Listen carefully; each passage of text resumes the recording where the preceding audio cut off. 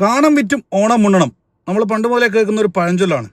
കേരളത്തിൽ ഓണം ആഘോഷിക്കുകയാണ് നാളെ. ആളുകളൊക്കെ കടയിലൊക്കെ പോയി സാധനമൊക്കെ വാങ്ങുന്നുണ്ട്. എന്താണ് മാർക്കറ്റിലെ അവസ്ഥ?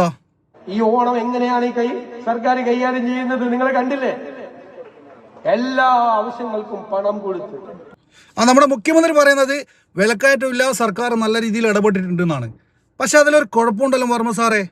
സംസ്ഥാനത്ത് ഓണവിപണിയിൽ വിലക്കയറ്റം. അരി ഉൾപ്പെടെയുള്ള പല വ്യഞ്ജനങ്ങൾക്കും പച്ചക്കറികൾക്കും 10 മുതൽ 15 രൂപ വരെയാണ് കൂടിയത്. നേന്ത്രപ്പഴം ഉൾപ്പെടെയുള്ള പഴവർഗ്ഗങ്ങൾക്ക് ക്ഷാമവുമുണ്ട്. സപ്ലൈകോ വഴിയുള്ള ഇടപെടൽ വഴി വില പിടിച്ചു നിർത്തും എന്നൊക്കെ സർക്കാർ അവകാശവാദം ഉന്നയിക്കുമ്പോഴും വില കൂടുതൽ എങ്ങനെയാണ് സംഭവിക്കുന്നത്? ഒരു കടയിലാണ് ഞാനുള്ളത്. അവിടുത്തെ ചേട്ടനോട് തന്നെ ചോദിക്കാം, ചേട്ടാ ഈ കഴിഞ്ഞ ദിവസങ്ങളെ അപേക്ഷിച്ച് എങ്ങനെയാണ് വില? കുറവാണോ കൂടുതലാണ്? കൂടുതലാണ്. ഇതൊക്കെ സാധനങ്ങൾക്ക് വില കൂടി? പഞ്ചസാര, അരി, സവാള, ഉള്ളി, മുളക്, മല്ലി എല്ലാം വില കൂടുതലാണ്. അരിക്കൊക്കെ എത്ര രൂപയായി പോകും? അരിക്കൊക്കെ ഇപ്പോഴൊരു ചില അരിക്കൊക്കെ 5 രൂപ അതിന് മുകളിൽ നല്ല കൂടിയിട്ടുണ്ട്.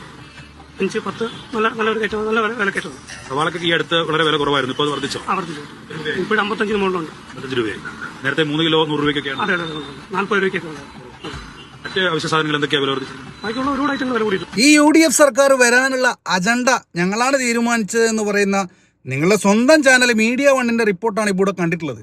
അപ്പോൾ കേരളത്തിൽ വിലക്കയറ്റം ഉണ്ട് എന്നുള്ളത് ഒരു സത്യമായൊരു കാര്യമാണ്. പക്ഷേ ഇവർ സമ്മതിച്ചു തരില്ല. കാരണം കള്ളങ്ങളിൽ അഭിരമിക്കുന്നവരാണ് കേരളത്തിലെ നിലവിൽ ഇപ്പം ഭരിക്കുന്നത്.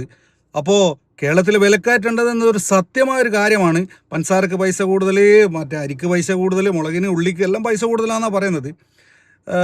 കുഴപ്പമില്ല, കേരളത്തിലെ ജനങ്ങളൊരു മാറ്റത്തിന് വേണ്ടിയിട്ടാണ് UDF വോട്ട് ചെയ്തിട്ടുള്ളത്.